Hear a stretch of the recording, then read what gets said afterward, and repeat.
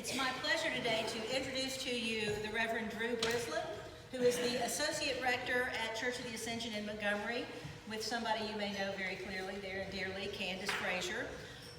Drew, not unlike me, came to the priesthood after one career. He was a banker before he went to seminary. He is a child of Selma. He grew up here. He grew up next door at the Baptist church next door and found the Episcopal church was it in college? I know it was in Tuscaloosa. It was after college. It was after college at Canterbury Chapel in Tuscaloosa.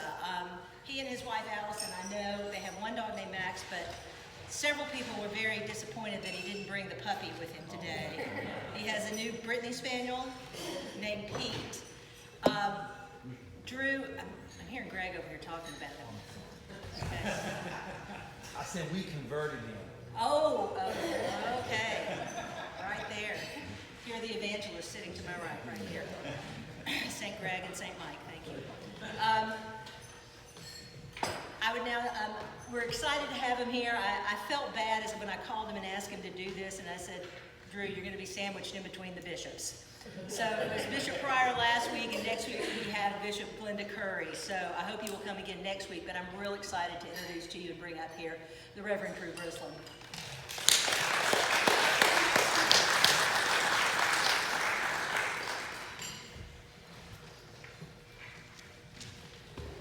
Well, thank you all for having me.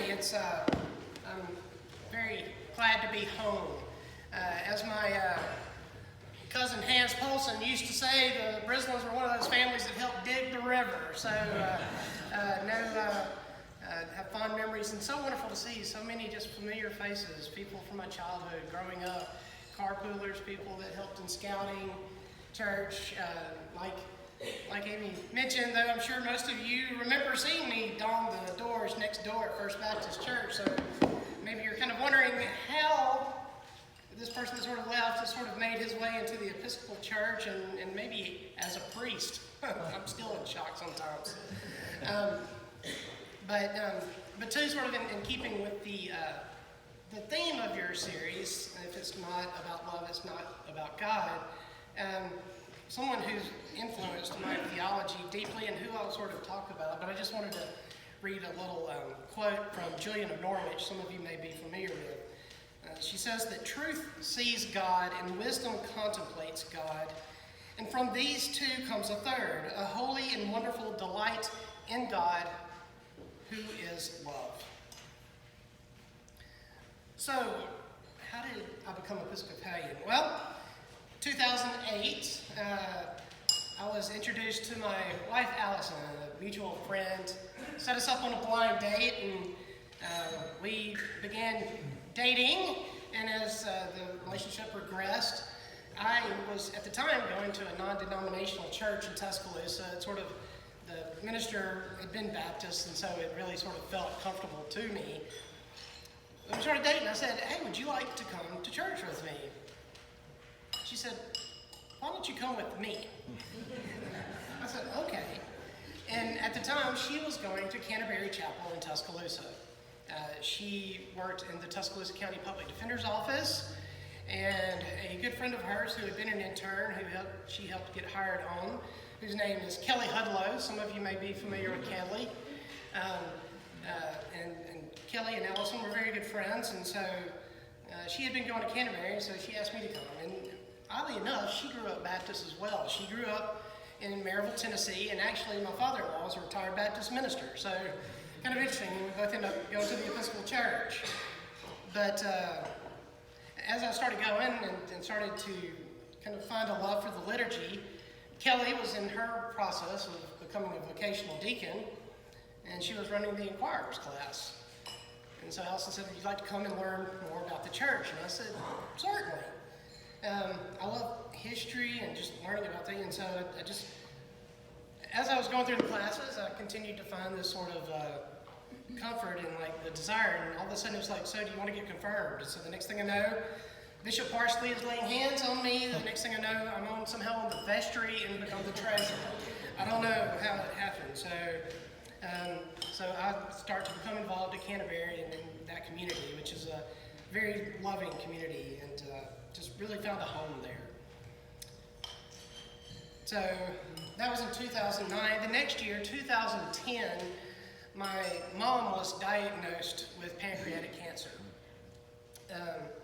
Alice and I were still dating. My mom continued to fight that. My parents were divorced at the time, and so I became my mom's primary caregiver. She fought it for 19 months, and she eventually passed in November of 2011.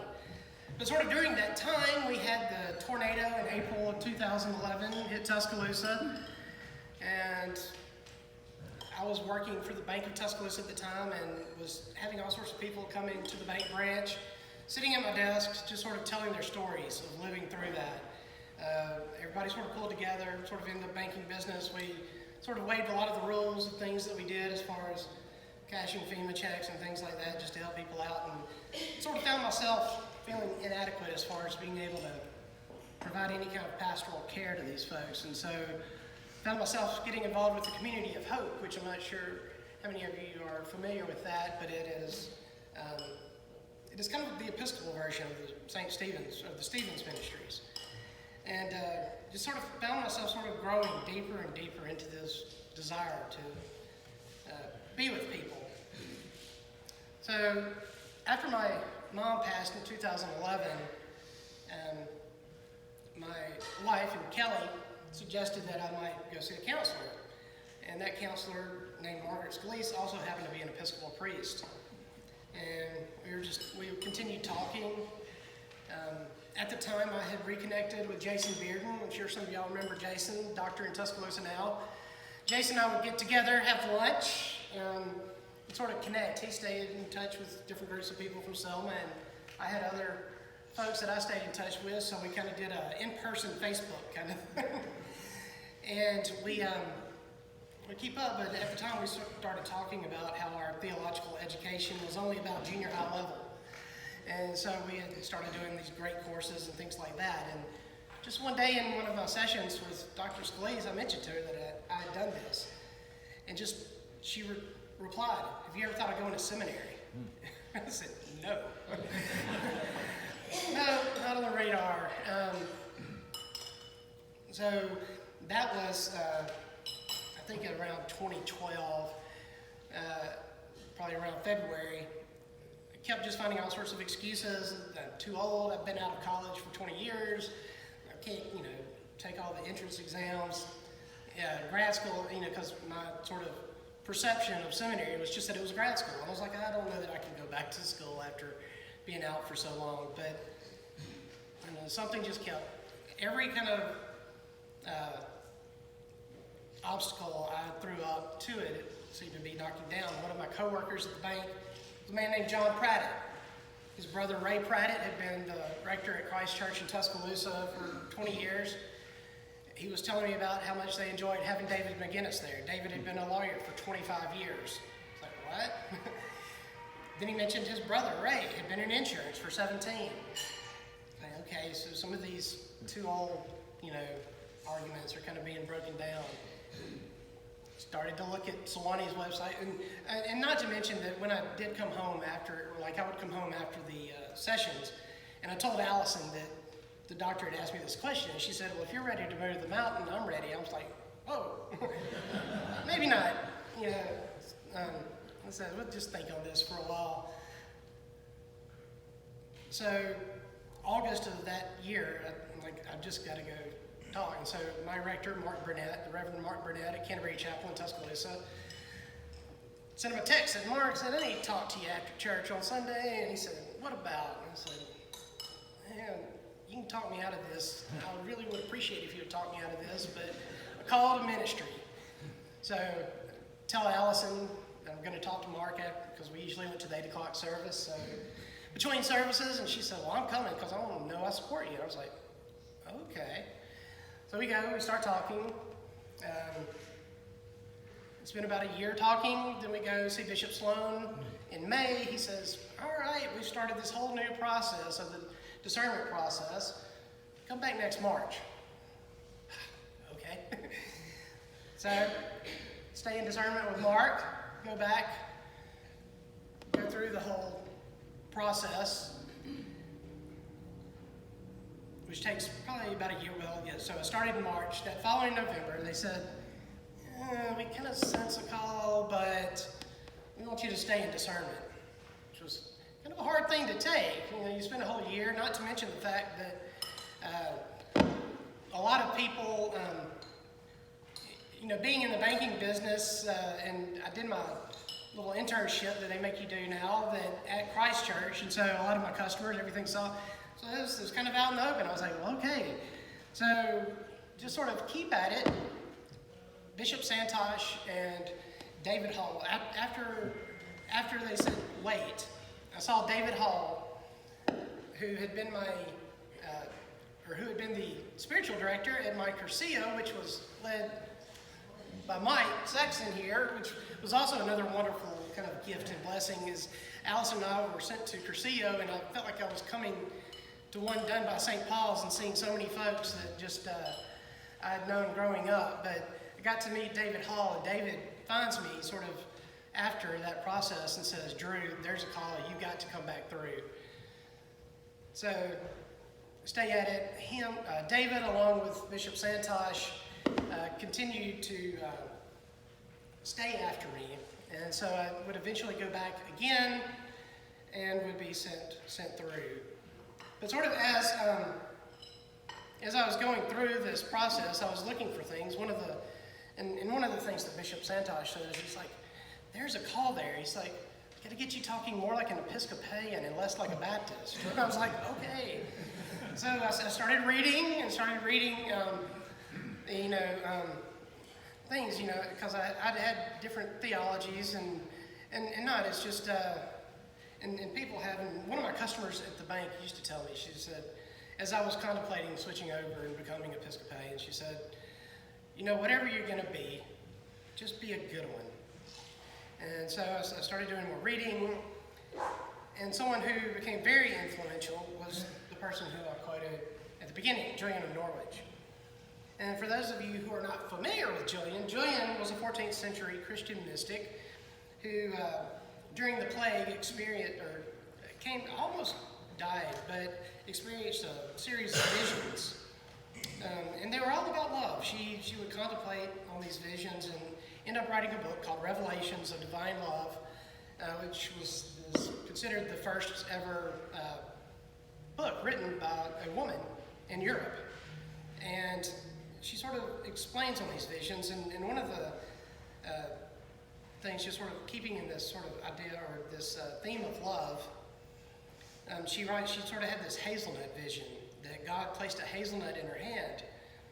And she explained it like this, that in this, God showed me a little thing, the quantity of a hazelnut, lying in the palm of my hand, as it seemed, and it was as round as any ball. I looked upon it with the eye of my understanding and thought, what may this be? And it was answered generally thus, it is all that is made. I marveled how it might last, for I thought it might suddenly have fallen to nothing for littleness. And I answered in my understanding, it lasts and ever shall, for God loves it. And so have all things by their beginning, by the love of God. So she's kind of writing in this old English language, which can be interesting to follow. But essentially what she's saying is that God holds the whole of creation in the palm of his hand. And he loves it. And she also talks about Jesus and sort of what he did on the cross. And sort of here in this season of Lent, as we are approaching Easter, which is, I cannot believe Palm Sunday is a week from this Sunday. But as we approach Easter, that what God did through Jesus was all that he humbled himself and experienced the utmost pain on the cross, but that he loves us so much that he would experience more. He would endure more if he could. And so that sort of that sort of idea of love, that sort of became sort of what sort of permeated my theology as I continued on in the process. And so eventually I went to seminary, ended up not going to Sewanee, but going to Austin, Texas. It was a wonderful experience. My brother Alan, which some of you may remember, the middle brother, it's me, Alan, and Dan, lives in Austin. Has my nephew, had at the time a little 3-year-old nephew, so it was a wonderful experience to get to spend that time with them while out there. But it was a wonderful experience, and just living out there, living in that city, in that community. But met all sorts of different people. And just as my experiences, each little step that I've gone in this process, it has constantly been, that thread has been love. Whether it's been, building new community. The thing about being in seminary is you get to live in this little bubble for 3 years, and it's an intentional community. And that was one of the other things too, learning about seminary, that it's more about the formation, that those ideas that I had early of those, am I going to have to take an entrance exam, I'm going to tell you, I went through college, I graduated. Some folks graduate magna cum laude, some summa cum laude. The rest of us just thank the laude. So, that was me. I survived. So, that was, another one of my, hesitations. I was like, I wasn't a good student the first go around. So, but to learn that it was, that when you get sent to seminary, they tell you, they're like, you're here because the bishop thinks you'll be a good priest. Our job is not to weed you out. It's not law school. He said, we're here to give you the tools to love God's people because your bishop thinks you can do that. And so that's the gift I've been given. And so I went through. I was here the summer between my second and third year. I came back. I worked at Camp McDowell for a week with David Hall, then came back and spent a week working as a chaplain out at Sawyerville. I was getting ready to go back to Texas, and I get a message from Candace on Facebook. She's like, hey, what are you doing? I'm like, well, I'm getting ready to go back to Texas here in a couple of days. She was like, can you come down to Montgomery? And so I zipped down to Montgomery, we talk. We seemed to hit it off, which, it was neat because I've known Candace since I was in third grade. We were YMCA Grader Gator here on the swim team as kids. And so she's like, well, I'm interested in you coming. She's like, when can you and Allison come back? So that October we come back, visit, and she offers me a job. So it was kind of very comforting to know, unlike a lot of my classmates, that I had a place to go that early in the process. But so I've been there, started there, graduated in May of 20, started at Ascension, June of 2020, and have been there ever since. And so I just, it's been interesting starting ministry in the middle of a pandemic. Preaching to a camera, jokes just don't land the same. I don't know. But it's interesting too coming out of it because we'll start planning different services and Candace will tell someone, we're going to do it like normal. And then I'll be like, so what exactly does that look like? And she always laughs. But again, it is, I appreciate y'all inviting me. I hope that sort of explains a little of my experience getting here. And so just having a good time, but it's wonderful to be back here and see so many familiar faces. Does anybody have any questions about anything that I've seen? What's the toughest thing that Candace has made you do? Oh, well, toughest. Project. That's all right. We'll talk later. No. This is being taped. I know. I'm trying to think. Really nothing. She is. It's been really great. I love working with Candace because, she says, you can do it. She'll leave, go, she'll be like, hey, I'm going to be off this Sunday. You got it? And I was like, okay, and that, and just that sort of confidence that she shows is wonderful. It's boosted my confidence in leading liturgy and being able to do things and feeling like you can walk in and do. So I love working with her. She's super supportive and we really become a team. So she said to tell you all hello and she sends her love.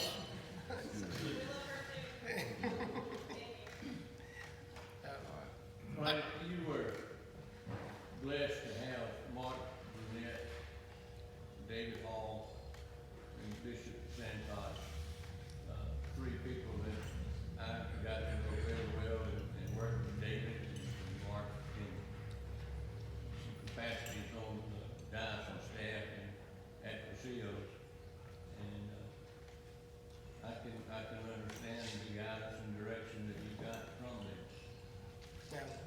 They were great.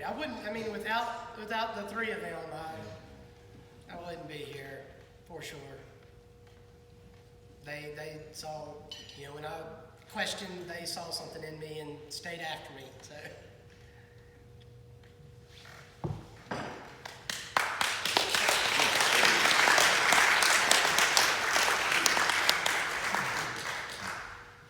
Thank you, Drew.